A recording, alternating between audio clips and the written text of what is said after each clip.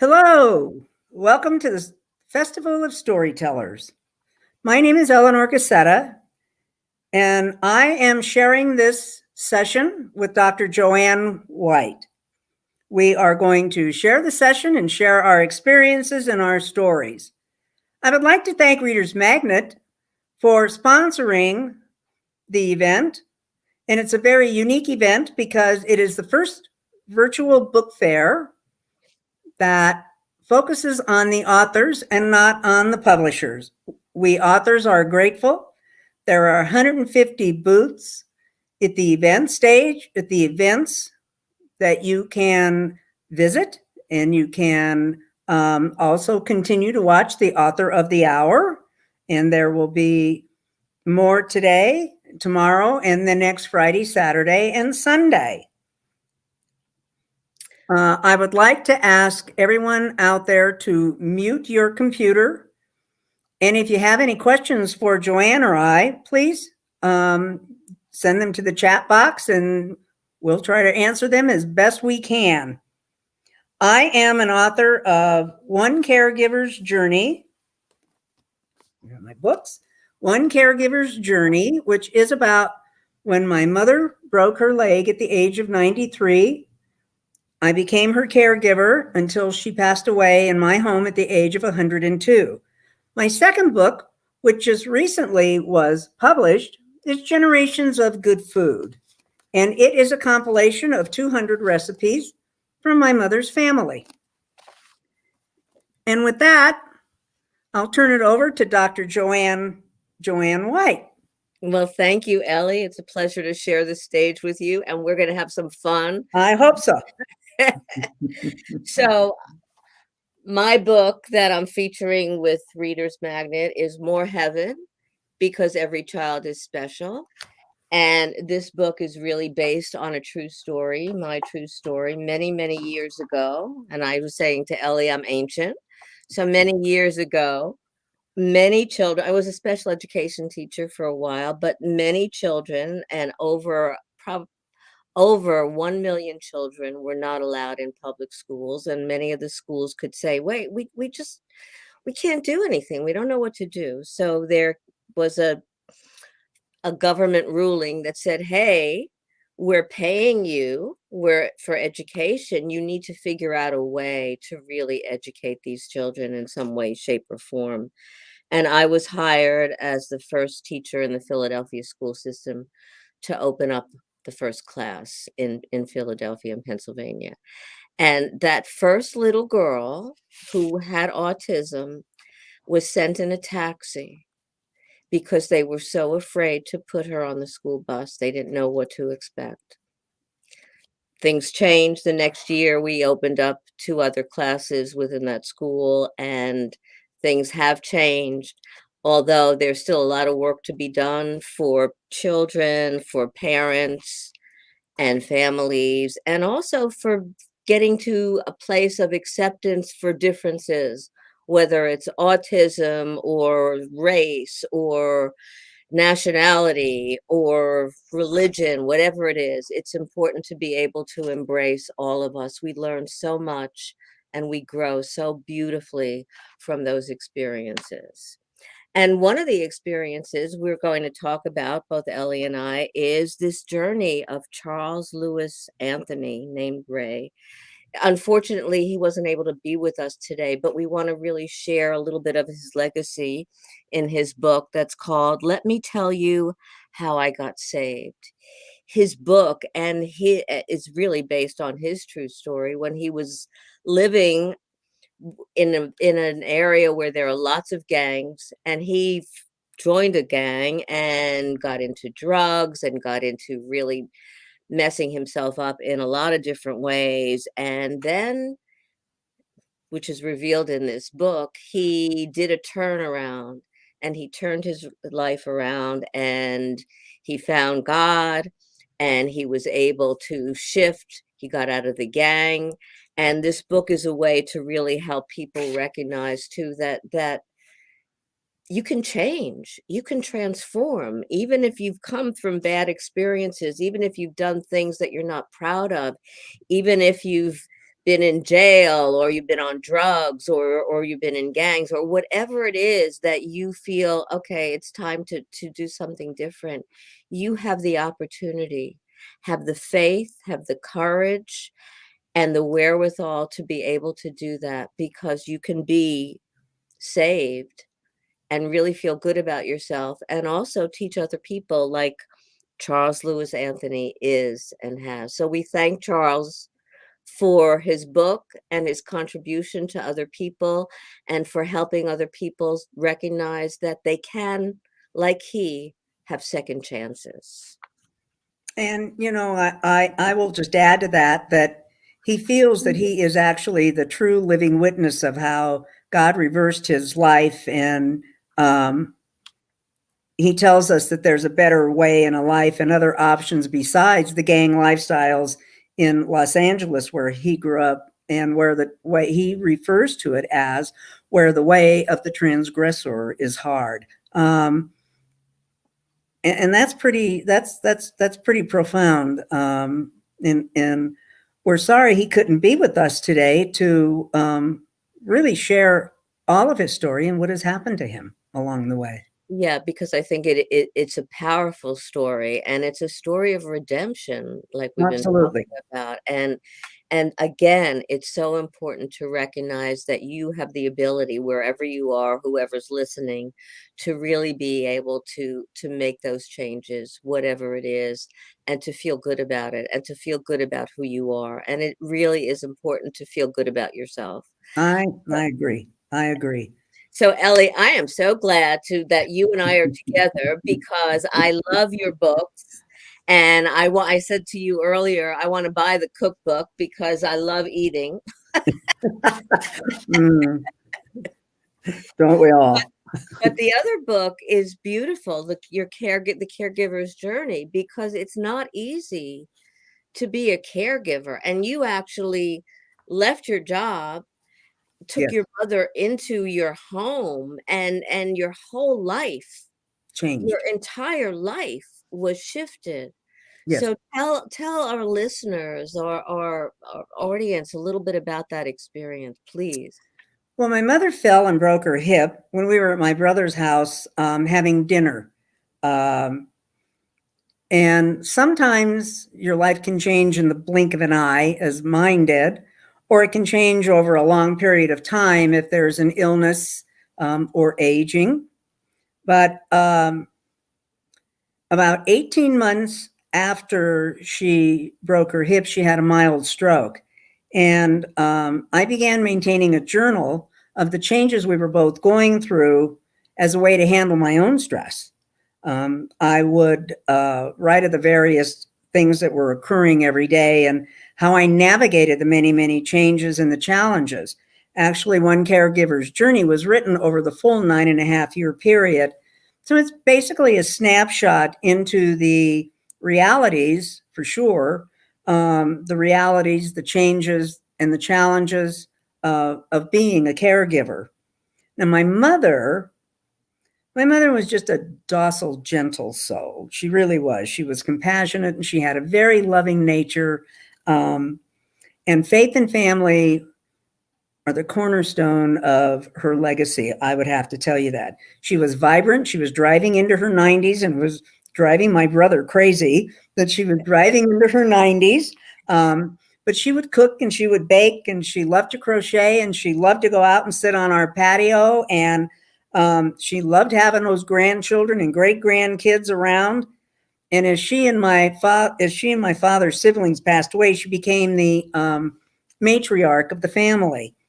And I was telling Joanne before we went on the air that the family joke was that as she grew older, her birthday was treated as the national holiday. And even our neighbors would bring flowers, and we'd have so many flowers in my house that she would often say, "You got to move some of this because we need to sit at the table to eat." But, and I will tell you that even as her memory faded and old age took over her body, her countenance became one very much of peace. And even though there were times when my caregiving experience was very difficult and challenging, My mother was not. I can tell you that. I can tell you that she wasn't. One of the things, Joanne, that people will say is, did you ever have any experiences that changed and affected how you were a caregiver? And I can tell you that there was a period of time um, between when she was maybe 98 and 99, when she had a number of health occurrences, um, starting with pneumonia in the winter and lasting well into the spring. And I think by then they turned into seasonal allergies, but they landed in her ears. And in one particular week, I was in the emergency room once. We went to urgent care twice, and I brought it to the doctor twice. And if you've ever tried getting someone who's old and sick, showered, fed, medicated, dressed, out the door into the car, out the door into the doctor's office, up and down hallways, up and down elevators, and then sitting in a crowded waiting room while they say, "When is that doctor coming?" And you just keep looking at your magazine because it happens every time, and you say, "He'll be coming, Mom. Don't worry, he'll be coming." I have to tell you that I was at the end of my rope. I didn't know what I was going to do, and I turned to a friend of mine who was a social worker at the local hospice and asked her what I could do. And her very question was, "Why aren't you using the home-based physician service in our area?" Which I never knew even existed. And what this is after talking to her doctor and discovering that this entity would take her insurance, I found that they would send a doctor, a nurse, or a physician assistant once a month to check on her, more if you needed it. And if she needed labs, the mobile lab would come and they would draw blood. And for the last 3 years of my caregiving, my mother never left the house. And she had a medically qualified person see her every month. And I even found an audiologist who would come in and fix her hearing aid whenever she needed that fixed. And I utilized those services until she was placed in home hospice a month before she died. My caregiving, with someone who gets dementia, people will say to me, "What was the worst part of it?" And there are parts of it that what you need to understand when you were in my particular situation was all of my friends went away. I mean, people move on. Life goes on. It's not that they're going to knock on your door and see how you are, because you're always preoccupied with your loved one. And when she died, for me, reintegrating back into a world was really tough. That was a tough time to try to get back into a world that had moved on without you. And I will say to you, in all honesty, I have 3 or 4 people in my life that I can say are just really good friends. But someone with age-related dementia is not I guess the term you could use is mellow. But she was not combative and she was not mean. But the dead relatives visited us a lot. And she would get up in the mornings and want to know why her aunts and uncles hadn't come to see her. And she would dream of her brothers working in the field in the tractors. And then she'd say, "You got to bring me, the fields are just beautiful." And there was snow outside. It was winter. And there's a lot of challenges that you have to go through. Definitely, definitely, definitely. And not everybody that is going through dementia is quiet and reserved. I've worked Absolutely. with other people one of my clients, her father was combative and would also leave the house when he wasn't supposed to and get lost, and they'd have to get the police after him.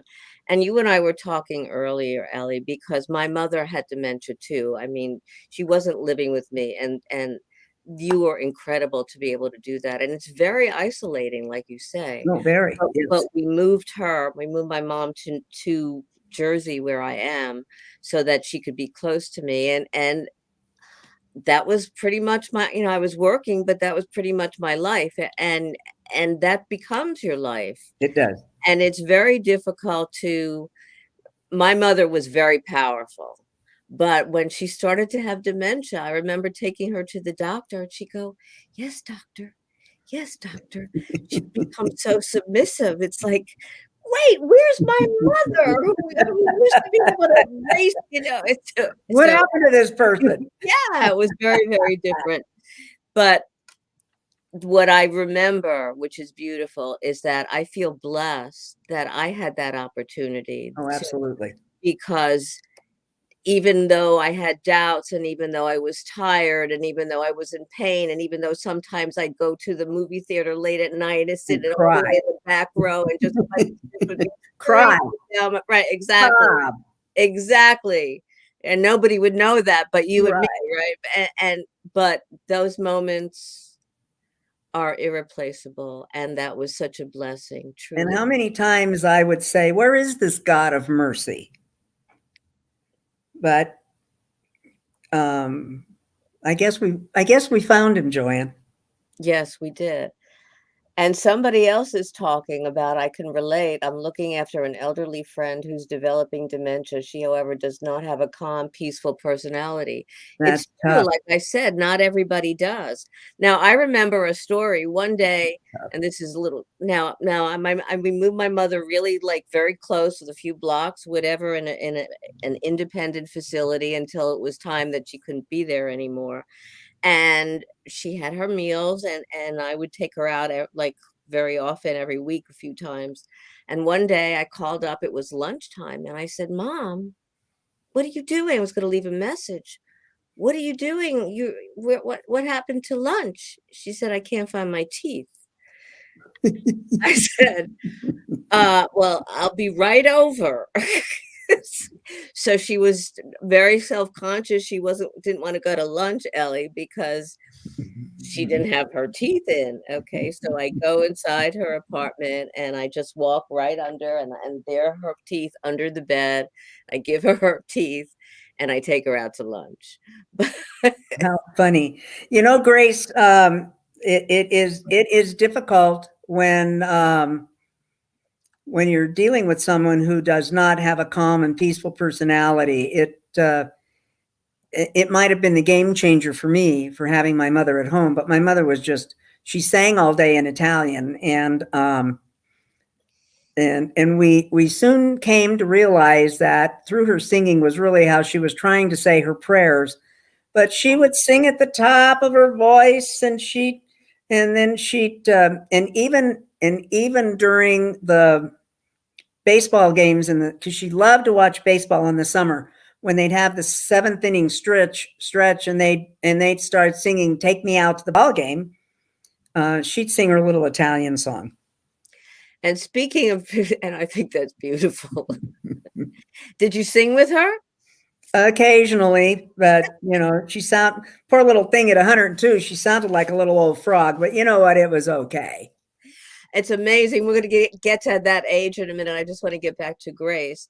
Oftentimes, when somebody is combative, you have to be able to be firm, but also gentle at the same time, which is a balancing act, because they can get very, very upset. I have a friend right now who's going through dementia. She was brilliant, and she got COVID, and well, she Oh started boy. to get dementia beforehand, but she keeps saying, well, now we had to put her in a facility. She keeps saying, people are coming into my house, they're stealing things, the I need to call the police, my boyfriend has taken things away from, and all these imaginings that are going on in her mind, and she's angry.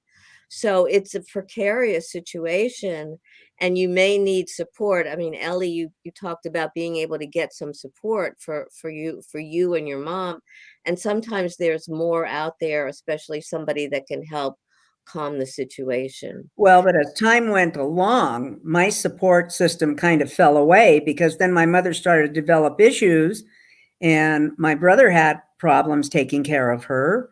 And the woman that had helped me in the early stages got very sick herself and she couldn't help me. So I was pretty much the Lone Ranger. And it's not easy. Like we said, sitting in the back of the movie theater crying and eating popcorn. I remember those days really well.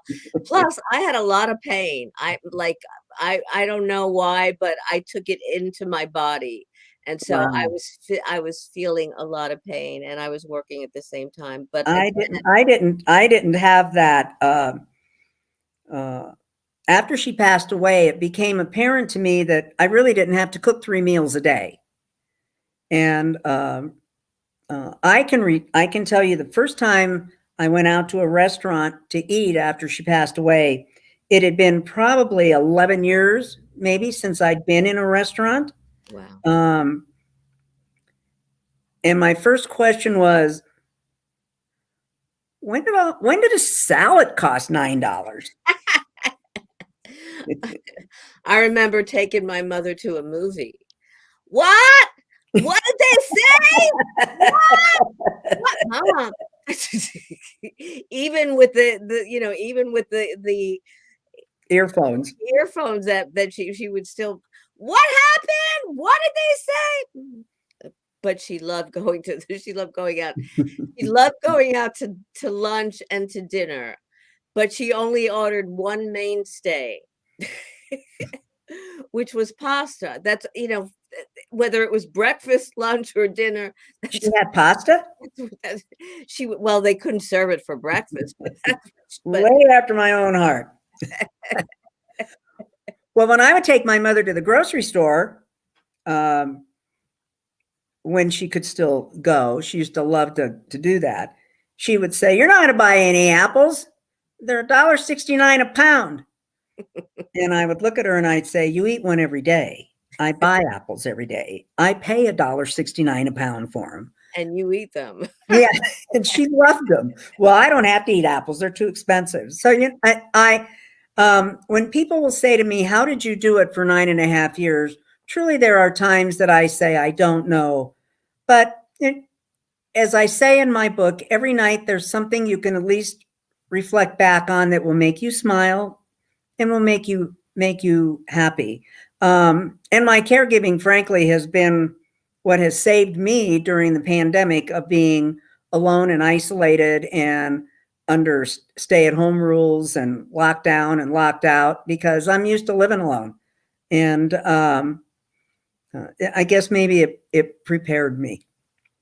What's oftentimes many people that have been caregivers, and this is often a question of somebody that's passed on, and I've had that with some of my clients. They feel like, I could have done more. What if I had done X, Y, and Z? Would she or would he still be alive? Would something be better? And it's so important to reassure people.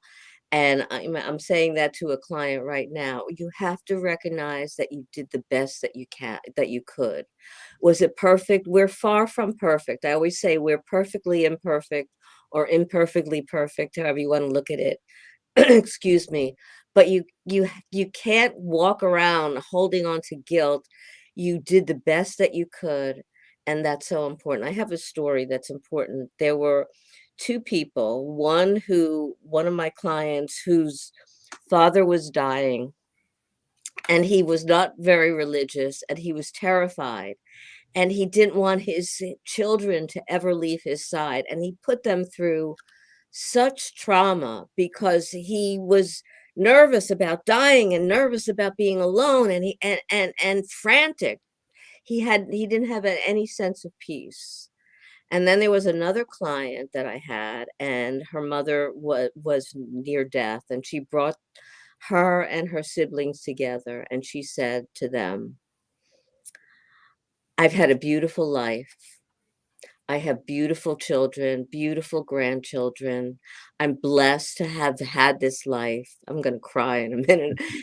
And I want you to celebrate me. I want you to remember this. I don't want you to grieve, because I've really lived my life beautifully. I've had you, which I'm so grateful for, and that's how I want to be remembered. The difference between these two people and what they had to endure after the fact was so intense, because one family was at peace, beautifully so, and another family felt kind of tortured and fatigued, and feeling that again, what could I have done to give my father peace? What could be, and he was not going to have it no matter what. Well, my mom was only actually sick 2 weeks before she died. She was only in hospice. She was actually the intake nurse came 3 times to evaluate her to be in hospice. And the very first time the intake nurse came, my mother sang to her the whole time. And she talked to her the whole time. And she put her head down and looked at me over her glasses and she said, you know, she's not going to qualify. and twice that happened. But the third time she came and she said she's changed so much. And she was in hospice 4 weeks before she passed away, and she got sick 2 weeks later. She got sick on Mother's Day and passed away 2 weeks later. So we were pretty good. Hey, I got a message here from Pebbles in San Diego, and she asked if we ever considered a nursing home and why or why not. We never did consider a nursing home. First of all, we knew that the decision, Pebbles, is kind of interesting. You could keep her at home and you could stay at home and you could do what you have to do, or you could put her in a nursing home and you could be there all the time. And then you got to come home and still do your own work. So if she was home, and as I said, she was docile, and yes, it was challenging, but I was able to take care of her. And I knew if she was in a nursing home, we'd have to be there all day anyway. So we just kept her at home. And the other thing is it was pretty much cost prohibitive. They're expensive. I don't have to tell you, Joanne, you know that. Right, that's really true. Let's talk about Joanne. Okay, so I have many books. Where are they? I don't know where they are, but I have a lot of different books about self-empowerment, secrets to lasting relationships, sense your way to life satisfaction, mastering the art of success. But More Heaven is my baby. And that's because I learned so much from these children. And I also felt that I was giving children that were kind of written off in so many ways, that giving them a chance. And their parents were so grateful. And I actually I had to figure out a way how to reach these children. And the first little girl didn't talk, or she would just mimic my words, but she would dance around a lot and do this. I don't know if you could see this.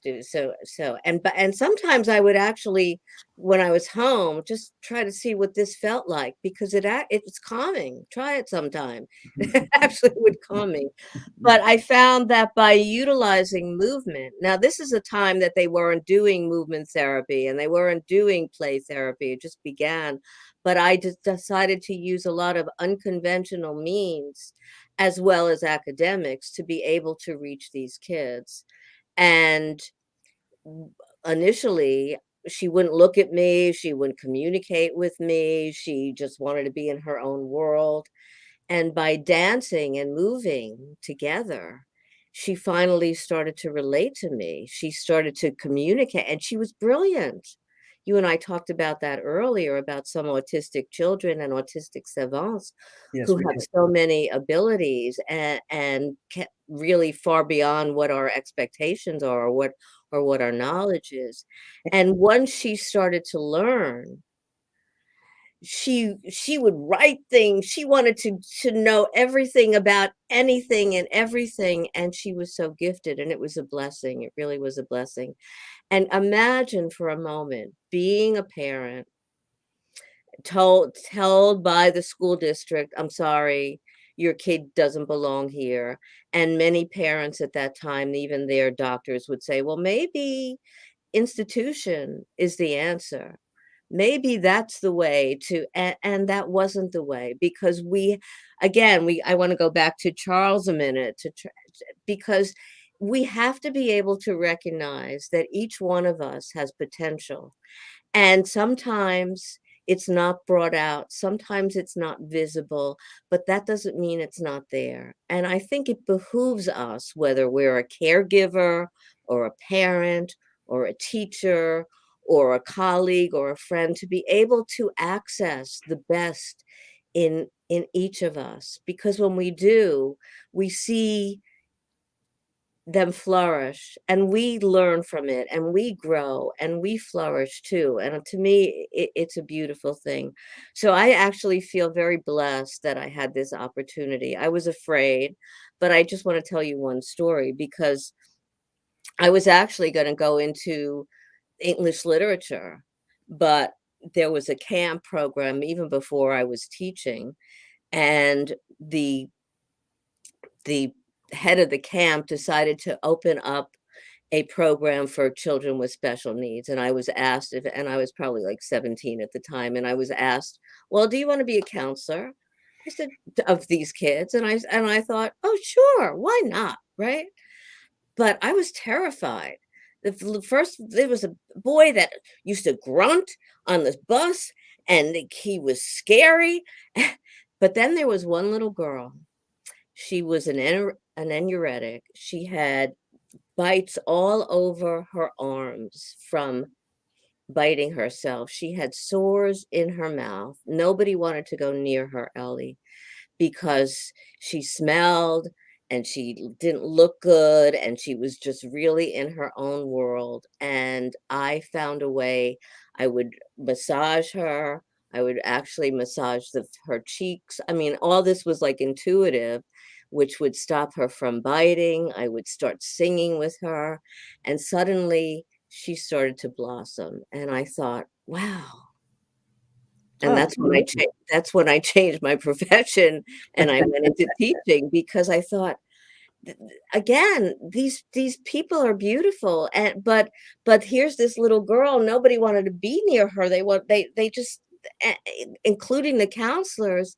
And yet, if there wasn't one person, and it's not about ego, but because it could have been anybody that did that, but if it wasn't one person that reached out, that found something special in this little girl, that helped her change her life, imagine. And so I felt very, very blessed to be able to have those opportunities to help other people.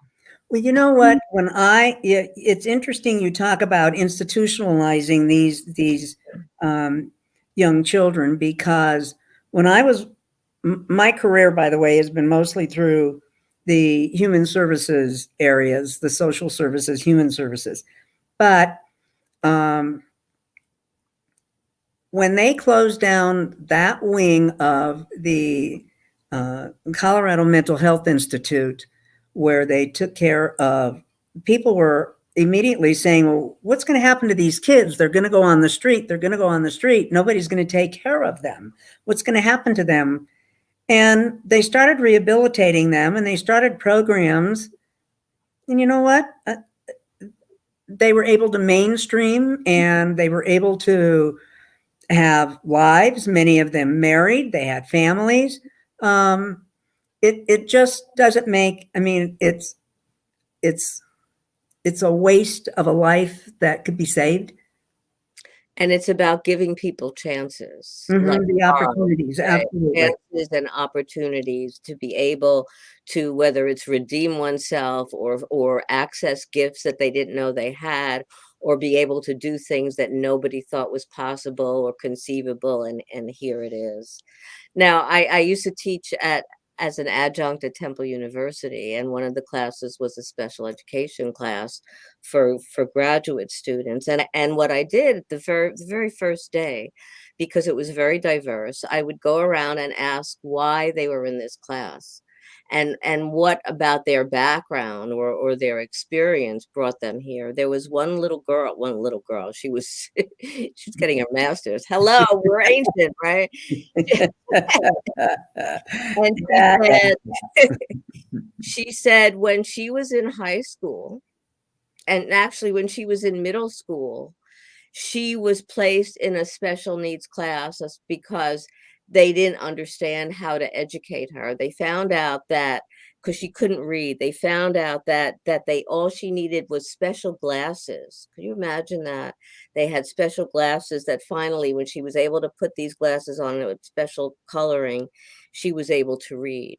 But she remembered the trauma of that experience that she went through and that's why she wanted to teach kids and work with kids with special needs. And it was amazing because listening to those stories, and there were many other stories. There was some young man who was actually from Africa and explained about how the hardships in his life and why he wanted to help others. And what it did was, well, again, when you can come into a class and everybody looks different maybe, but you don't really know the backstory. You don't know what drives them, why they're there. And then somehow hearing those experiences was a way of connecting to the humanness of all of us, and connecting to recognizing that we could understand one another and we can be closer. I must be on a mission today with all this. Well, we are on a mission today, by the way. The You had said that some of them today are just phenomenal in terms of their abilities.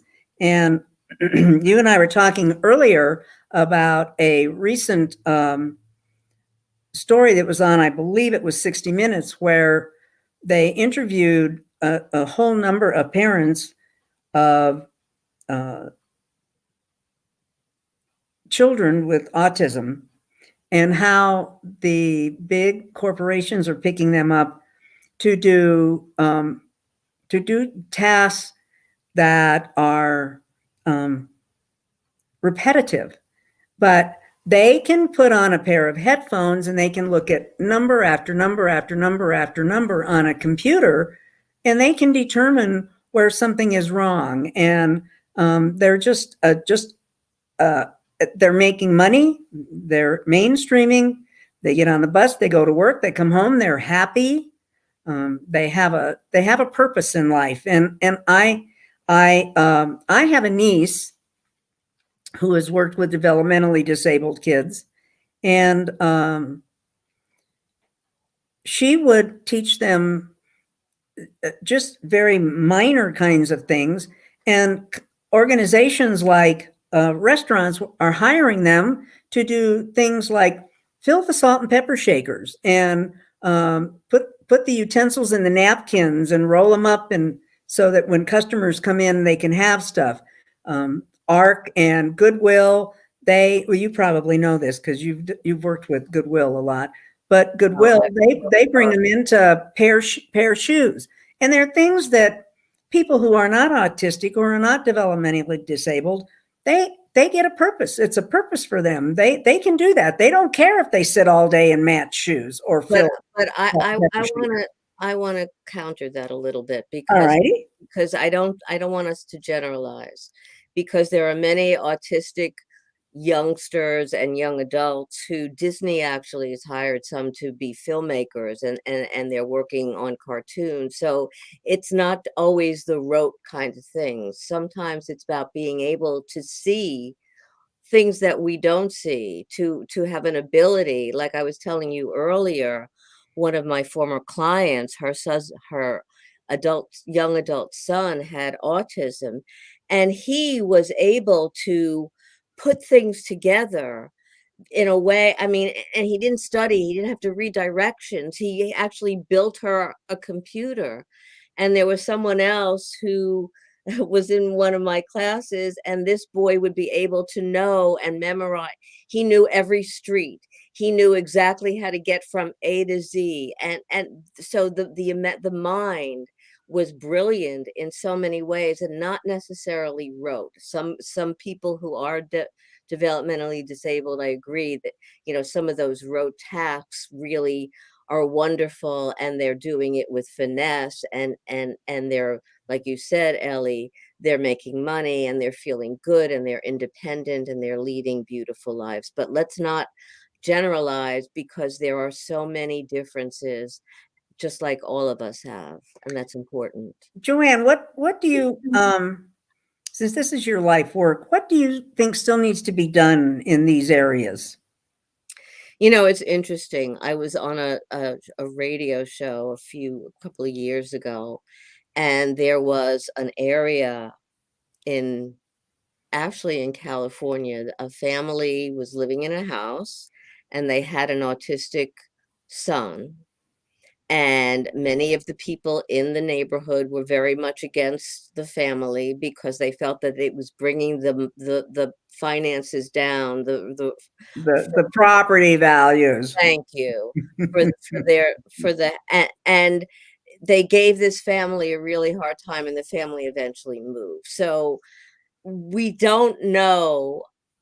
We're still in a place of accepting differences, like I said earlier, whether it's somebody who looks different, or speaks differently, or communicates in his or her own way. And with that way, we don't really appreciate the differences and acknowledge them. I think too that many parents within schools, I've actually had to go into schools, and I'm not teaching anymore, go into schools and advocate for parents to be able to make sure that their children were getting the kind of instruction, the kinds of things that they needed to be able to be educated in the right way, and that's important. Rebecca saying that institutions do not give one-on-one care, which is what he needed. And I think that not only, I think, Rebecca, that applies to the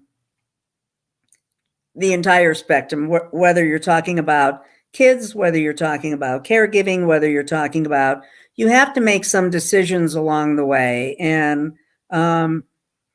some people are not cut out to be caregivers, and they're not cut out to work with their autistic kids. They just don't have it. Well, and don't feel guilty about that, right? Right. That's Right. real, again, that's Absolutely. I mean, it really, is what it really is. important. But even in schools, some children need someone who's there to help and negotiate, and that's important. When at Temple University, when they initially had some children who were coming into the school, sometimes they needed a little bit of extra support to be able to manage the courses, and once they had that extra support, they were able to do whatever they needed to do. And again, it's about giving people chances and making sure that their needs are being met in whatever way, shape, or form is important. How do And you you, also asked a question, I want to respond to that a little bit, Ellie, and that okay. is like, what more needs to be done? I think it has to be a place whereby we recognize that people can be independent, can work, because not all places of business recognize that we can hire somebody with autism or someone with special needs. Right. And oftentimes what happens after they graduate high school, because in high school there are some set things, but then suddenly they're out on their own, and there are many services that are not available, and many parents that can handle it, and that's a really very difficult time for many young adults who suddenly, okay, what do we need to do? And more skills, more programs need to be created that teach skills that these kids can then go on and utilize after they're graduating high school. Grace has a question for you. She says, Joanne, tell me about your book. Okay, so this my book. Your book. I talk More about my heaven. book, you talk about your book. Right, more heaven, because every child is special. Well, it's interesting because I said it was based on a true story, but it's fiction. And people say, well, why is it fiction? And one of the reasons that I made it fiction was because I wanted to get inside these kids' heads. Now, how can I assume that I know what's going on in your head, Ellie, right? Yeah. Or Grace, your head? Use Or my head. That's fine. I'm so here. Use my head. so I created, so that's one of the reasons that I made it fiction. And the book goes through a lot of the experiential activities that really happen within the school and within the class and their learning situations, but I also had stories within the stories. So the first little girl that I said who came in with autism and wouldn't talk and communicate, she had her own fortress that she was built, that was built around her, and she would listen to voices. And as she became more comfortable with us, with the teacher, with the other children, that fortress began to come down. And then there was another little boy in the class who actually heard voices and brought in, and this is true, and brought in all these characters he'd had. And so in the book, what I did was I created these characters, and the true aspect within the class itself was that as I accepted some of his characters that he brought in, he was like, he was able to feel great about the fact that he was understood and wanted to learn, wanted to do math, wanted to do, because again, I was accepting his world and not saying, oh, you're crazy, there's something wrong with you. And eventually in the class and also in the book, he started to leave some of those characters behind because he was making real friends, and he didn't need them anymore because he had a friendship with some of the other children and really felt that they were supporting him as well as the teacher and the aide. Do you think that do all of these little kids come in with a certain amount of walls? Do they Yeah, have walls? they do. They had walls. Yeah. And but different ones, like I said. And what was interesting is that this first class, they put in kids of all different ages. They put in kids that had many different varied kinds of needs. There was one boy that came in, he was angry. He was like, I'm not doing, and I can't curse here, I'm not doing this paper, I'm not doing anything in this class, I hate you, I hate learn. And eventually, again, we made him, I gave him a job, and and he was able to feel good about himself and able to make friends. And eventually that veneer of hardness and I'm not doing anything broke down, and he wanted to participate, and he made friends.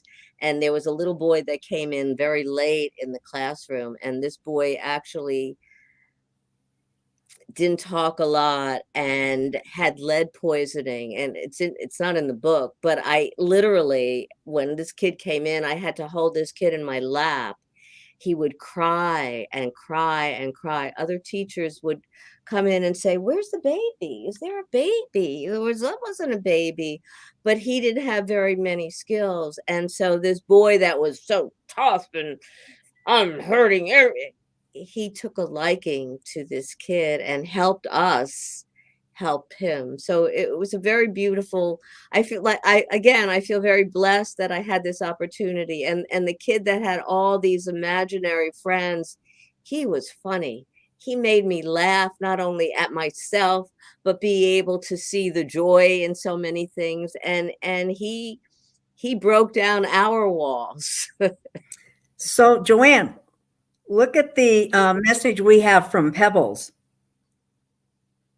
My favorite recipe. Well, I like the No, the one before that.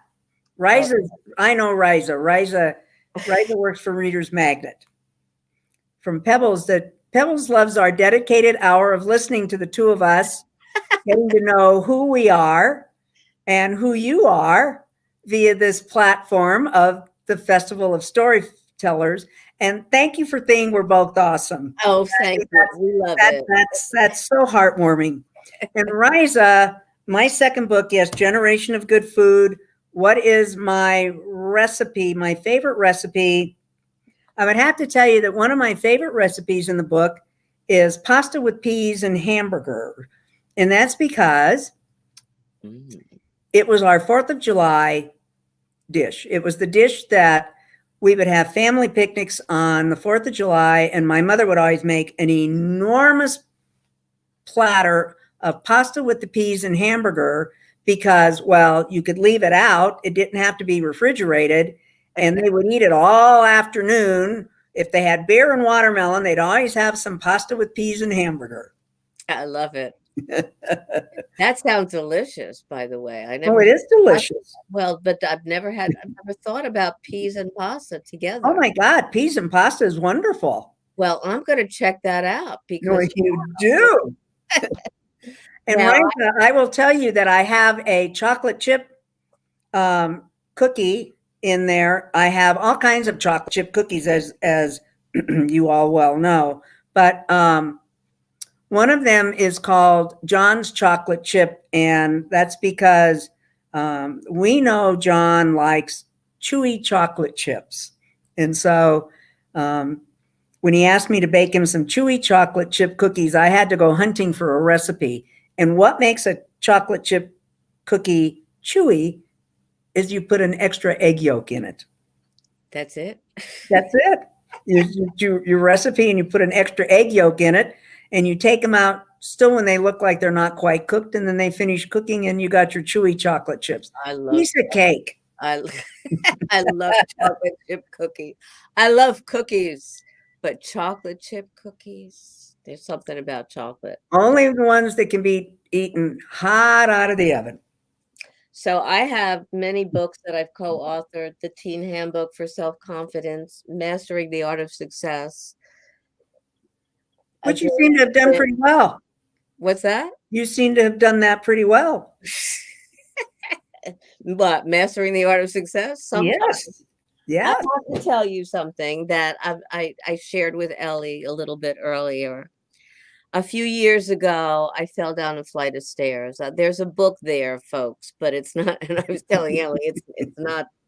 I've taken notes, and I couldn't talk. I remember trying to be on a show, and like right now I could put sentences together.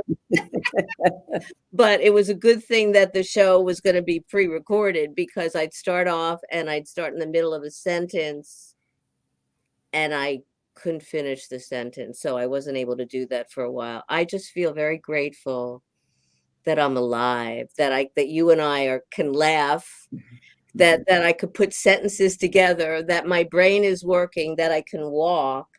But it was an incredible learning experience. And one of the things that I write about is my sense of gratitude, because we don't recognize what we have, the ability to do this, the ability to talk, the ability to laugh, the ability to walk, the ability to see. And sometimes we take all that for granted. And when you lose that, even if it's just momentary, and then are able to retrieve that, or even some of it, I still have some challenges. I've led a reversal like crazy, but hey, I'm here. Hey, don't you know that when people will say to me, what has the pandemic taught you? I always say gratitude is the new attitude. I love it. And gratitude is the new attitude, and we should be thankful for what we have and thankful for where we are. And I think we both are. Yes, and I'm so thankful that you and I had this time together. I am too. We're very sorry. We're going to have it again because I'm moderating your author of the hour. Oh no! So y'all can turn in again next week because we're going to talk some more. Yes, we are, and we seem to love it. And again, we want to do a little tribute to Charles Lewis Anthony. and his book, Let Me Tell You How I Got Saved, because again, it's important to recognize that you too can turn your life around, and you can find gratitude, which he is. He Oh, had, yeah, right? absolutely, we did. And really be able to see the gifts. And sometimes those gifts are right in front of our eyes, and maybe they're our eyes, right?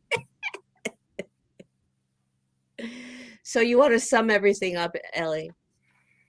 Well, you've had an hour of listening. This has been the Ellie and Joanne show, and I think it's probably fairly evident that we both have had a pretty darn good time and enjoyed talking about our own lives, our own experiences, what matters to us, how life can bring you twists and turns. And here we are, and we're both well, we're productive, and I think it's important. I'm so grateful that Readers Magnet gave us the opportunity I am to too. have an hour together and to do this. And again, we invite all of you to visit the Festival of Storytellers, and look at the booths, look at my booth, look at my video, look at Joanne's booth, look at what she has in hers. And we've just had a lot of fun. I mean, I think this is, and we are grateful, and we are sorry that Ray Anthony wasn't able to be with us, because I do think he too has a very powerful story to share in having gone from the gang populated cities of Los Angeles and being on the streets and part of the drugs and everything that goes on, the negative of life. And then he was able to figure out that there's a better way, and there's a better way, and it's just an easy, it's not an easy way to turn your life around, but he did it.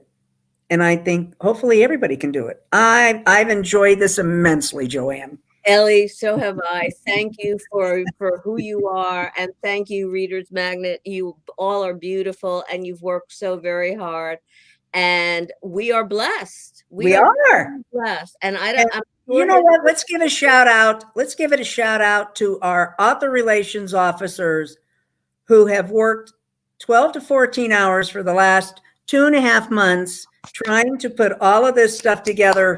Hooray! So that we could sit down and talk to each other and laugh. And I, honest to God, I'm looking forward to being your moderator next week. Goes easy. Hello, right? And we hope for our audience, we thank you for sticking with us through the Ellie and Joanne hour. Right. Or the Joanne and Ellie hour, whichever it is. His book is still for sale. Is that correct? Yes, ma'am. Yes, ma'am. Okay. It is a hardback book, very much like the one you've been right. And I have there. Right. It's a hardback book, and it's available on Amazon. He also has a webpage where he has some videos of interviews that he has done with kids that are on the street. A very interesting man. Right. So make sure that you give him homage too, because again, we were sorry that he wasn't able to be here, but it gave Ellie and I a chance to have our own show.